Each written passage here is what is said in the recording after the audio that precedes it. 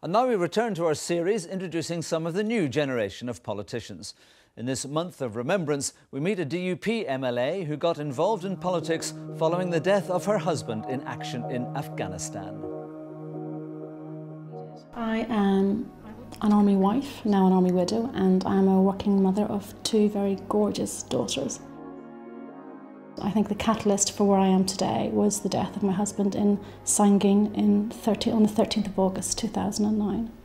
When you're informed of your husband's death, within 24 hours you're then told that his wages have stopped, and if they don't live to midday, they only get half a day's wages. You go through the repatriation and the funeral, and while the regiment support is extraordinary and they're there, the support from the MOD just isn't there. And things like finance, whenever you have no wages coming in, is a huge, important issue. My husband was serving with two rifles who had extraordinarily heavily casualties in Afghanistan, and I was seeing widows, very young widows, you know, in desperate need, and I thought, you know, I've been an army wife for 22 years. I know the system, and maybe now is the time I need to speak up, because I was amazed that no one had raised these issues before. My local MP is Jeffrey Donaldson, and at Mark's funeral there was lots of MPs there, and MLAs, and the Secretary of State turned up at his funeral, and a few days after, the only one who came to knock on my door to offer condolences and see if they could be helped was Jeffrey Donaldson. He said, listen, let's speak to people who can maybe do something about this, let's see if we can change it for other widows.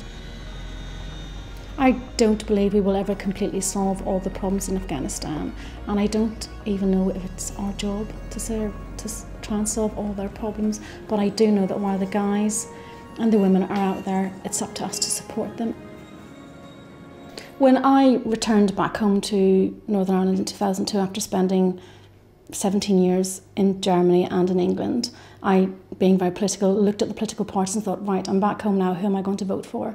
And I looked very carefully at all the parties and what they were offering, and I contacted the DUP, and I seen how Peter Robinson was trying to move the party forward into a new Northern Ireland.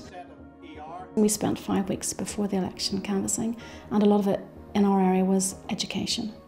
Education is huge, the transfer test, Drumore High School having their sixth form status, the refurbishment or rebuilding of new schools. It's very important to the people in this area. What are you doing at A-level then? Biology, RS and history. Oh, history is one of mine. Are you enjoying it?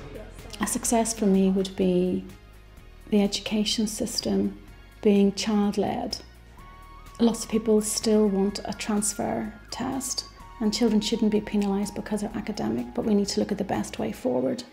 And people in Northern Ireland still want their grammar schools, and we still have some very, very good high schools, as we do in my local constituency here.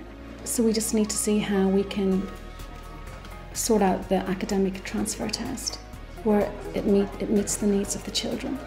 For me to get that done, or for the party to achieve that within 4 years, would be a resounding success, but I'm a realist. And I know we need to look for compromise, but we mustn't compromise where it will penalise the children.